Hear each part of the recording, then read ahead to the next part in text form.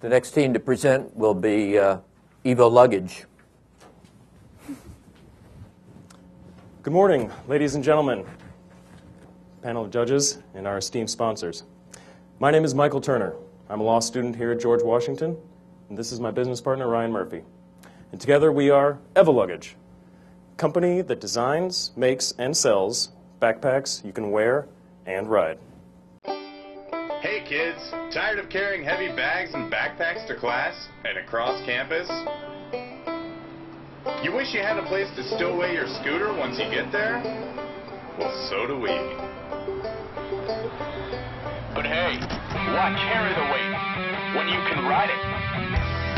Evoluggage proudly presents the Scooter Backpack, the first backpack of its kind, transforming your existing scooter into a bag you can comfortably wear on your back. You can roll it and ride it to your destination, getting there 3 times faster than walking.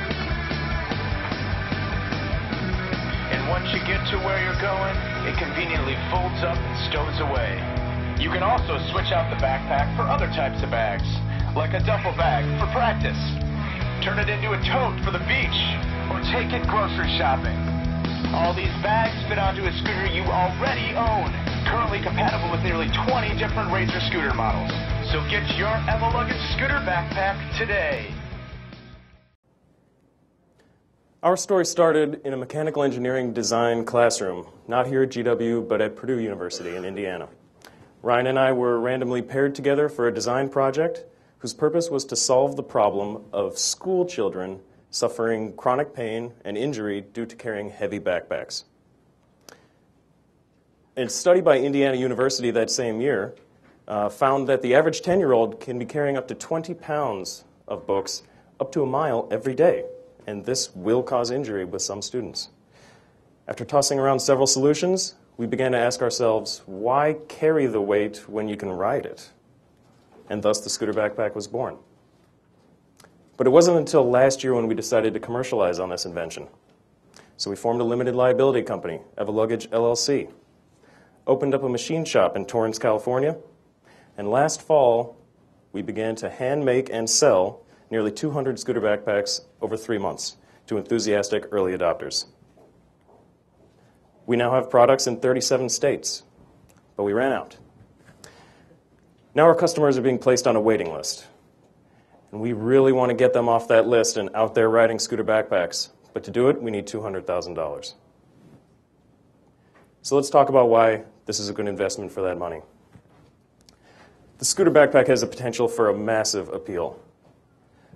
The 2010 census data shows that there are 40 million children between the ages of 5 and 14 in the U.S. carrying heavy backpacks. Use of the scooter backpack will save them from that chronic back pain and injury. Additionally, there are 12 million college students struggling to get to class on time. Riding a scooter backpack gets you around campus 3 times faster than walking. And this is not to mention all these groups that are scattered across the globe. Now, this is a large and diverse group with distinct interests. One marketing approach will not work for all of them. So to maximize our initial sales and growth, we're going to focus our brand on those customers who are most enthusiastic about scooters, and that's kids. A study by the National Recreational Sports Association found that there are 1.5 million scooters sold every year and 7 million active riders in the U.S. 75% of them are kids. These are kids that will look at our product, find it fun and exciting, and their parents will know that it will help them. These will be and have been our early adopters. But how are we going to reach out to these kids? Well, our marketing will be approached with phases. In the first phase, our effort is to create what we call a public relations campaign. This is where Evoluggage is enabled to make direct contact with customers, establish and develop a relationship, and then show that Evoluggage is a trustworthy company. The whole point is to gain a word-of-mouth effect around our product, which is not difficult because riding a scooter backpack in public gets noticed and starts conversations. As the project develops, or I should say, To kick off this word-of-mouth effect, we'll be employing several techniques, but the main ones involve in-person street demonstrations on the East and West Coasts. Out here on the East Coast, that involves riding around parks and where tourists are, the monuments, in downtown.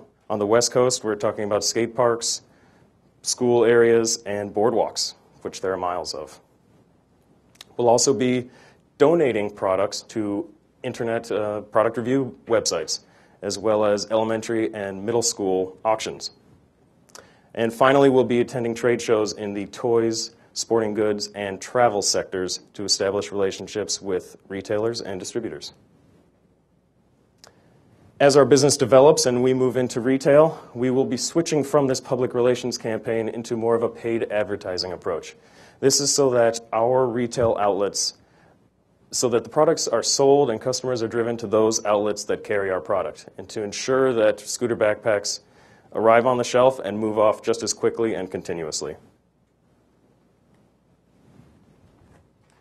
So, what's special about our product? What's our secret sauce?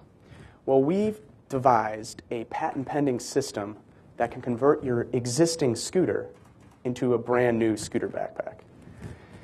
And what we believe is that the scooter backpack is meant to ride, not rest. So, you need a really great scooter to do that. The best scooters out there right now are Razor here in the US, and Micro abroad in Europe. And instead of us working on making our own scooter from scratch and competing against them, we've designed a system to work with them. So we have a proven scooter plus our custom backpack equals a fast, safe, and reliable scooter backpack. Pretty simple. And the magic of all this is in the backpack. And it comes with three main features. One, it's removable. You can use the backpack separately from the scooter. You can store the scooter in the locker if you have to. Two, it's replaceable. Every parent knows that a kid burns through the backpack every year, maybe every other year. So this provides a very cost-effective way to replace a part that wears out. And third, and perhaps the most cunning feature, is that it's interchangeable. Our system is compatible with a wide array of scooters that can fit to many bags and many types of bags, a duffel bag, tote bag, luggage, you name it. So the combinations are really endless, resulting in numerous SKUs. And ultimately, this gives the customer a voice, a final say in the needs they desire. So how do you convert this into money? Well, it all starts with this backpack. The backpack and the other components are made overseas. They're then shipped to our Torrance facility where they're put together. And they're at a total cost of $15 to $20 depending on the volume. From there, we see three pathways to distribute and sell our product. The first being we sell just the backpack directly to a customer that already owns a scooter. At the price of $59.99, it's very comparable to a quality backpack that's out there now. And obviously, you have this added benefit. And for every backpack that we sell, we're coming in with $40 of margin. The second avenue is it takes advantage of those enthusiastic early adopters that don't yet have a scooter. So we buy Razor scooters or other scooters direct wholesale, assemble them for a minimal fee, and then provide them to the customer out of the box, ready to go as a scooter backpack. Now this is a lower volume stream, but it's a higher margin. It's our highest margin pathway. And then the final pathway is very similar to the first one, except instead of directly to the customer through our website, scooterbackpack.com, we sell to retailers at a wholesale price of about $30. Now, understandably, this is the lower margin, but a much, much higher volume. And as we progress as a business, the goal there is we move from solely direct sales towards this retail model. All right, so multiply these sets of numbers together, and you've got your profitability. Now, as you can see, over the next 3 years, we plan on growing from the few hundred scooter backpacks we made this past fall to 10,000 this year, and then over 100,000 by 2014. And we plan on achieving this by using bootstrapping, aka reinvesting our profits to grow. But we need to prime the pump first. And that's what we need the $200,000 for. We need tooling for the plastic parts being made overseas. We need $80,000 for initial inventory. We need enough money to cover payroll, pay our workforce in Torrance, and the rest for our initial marketing campaign, which that piece of the pie will be growing as we progress, understandably. But bottom line here, by 2014, we project a minimum of $1 million net profit. And this number could be much larger if we expand quicker and in bigger markets. So who are our competitors? Well, to be perfectly honest, there are other folks out there trying to make combination scooter plus backpack products. But we believe we have the best solution because it's the simplest solution. Our simple design makes a product that is $20 cheaper to the customer. It's at least 20% lighter than the next comparable product. And furthermore, it is more intuitive and more reliable as far as how it interacts. So, and probably the biggest takeaway here is our scooter backpack is the only product out there that you can attach to your existing scooter. And that's with our patent pending technology. Now, besides this direct competition, who else are we competing for that customer's dollar for? Well, we got indirect competition. Probably the next best available alternative to a backpack that you can ride is a backpack you can roll. Now, rolling backpacks, good quality ones, range typically from $69 to $99. This one picture here is a JanSport. But of course, they only roll. Whereas our product both rolls and rides. And if you already own a scooter, you can get a scooter backpack for less money.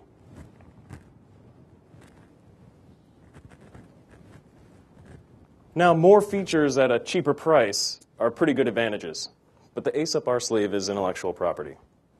Ryan and I have put every piece of technology that we've come up with and developed around scooter backpacks into patent applications and filed them with the Patent Office. Our turnaround time from idea to application filing is about a month and a half. As of today, we have 2 issued patents and 5 pending applications covering a wide array of features. And of course, the benefit of intellectual property is twofold. First, it creates a barrier to entry for your competitors for similar products, potentially an entire universe of products. And second, it provides a completely independent revenue stream through licensing or outright assignment of the IP.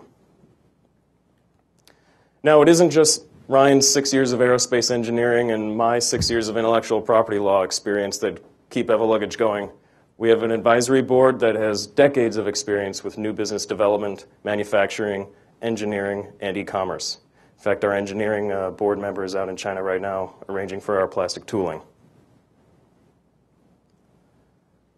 Overall, the scooter backpack is a product that has that wow factor that every new product craves. It's got a profitable business model and a potentially massive appeal. And it's a pretty good investment opportunity for $200,000. Thanks for having us here today.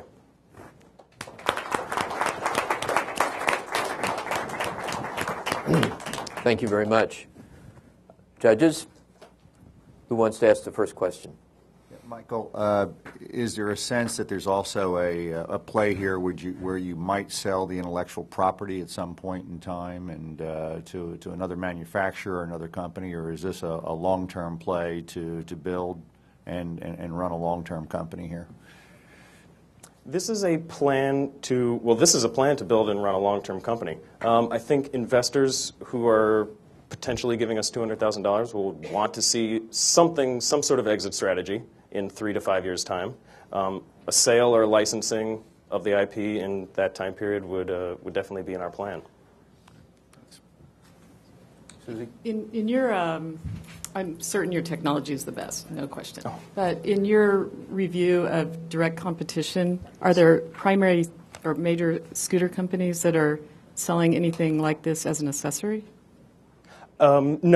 No accessories. That's one thing we weren't quite able to get out, but all of our direct competitors, the scooter is permanently built into a bag. And unfortunately for 2 of them, it's, I don't want to say subpar, but it's got some safety issues for 2 of them. So in no other situation is it an accessory as ours is. Since you, have you explored the liability aspects of this? Yes, yes. In fact, scooter standards are out there per ASTM that you have to meet.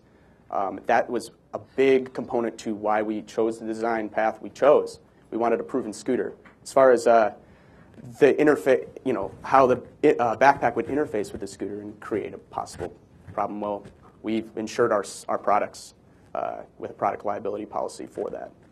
But at the core, the design is what we've focused on to help save it. I would just add that our design doesn't compromise the integrity of the scooter. Yes, that was, yes, we made, when you attach our backpack to your scooter, you're not using a drill, you're not using a hammer, you're barely using a screwdriver. Everything fits around.